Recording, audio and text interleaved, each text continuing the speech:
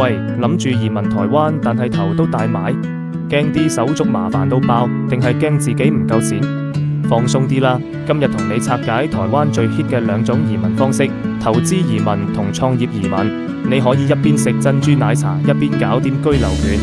首先講投資移民，簡單粗暴，只要你拎得出600萬新台幣，約150萬港紙出嚟投資，兼請2個台灣 local 打工，就已經夠入場券。冇語言考試，冇學歷要求，連老婆仔女都可以打包帶走。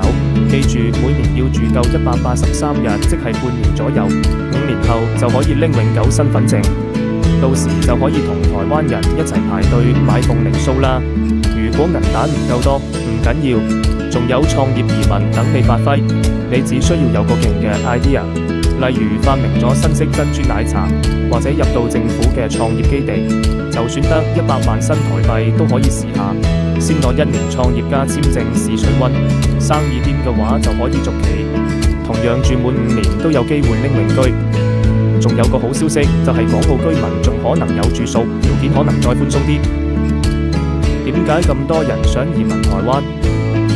除咗因為佢哋嘅醫療平靚正，社會安全到凌晨行街都唔驚之外，最重要係台灣人真係好 nice， 生活成本又合理，仲成日有新嘢食。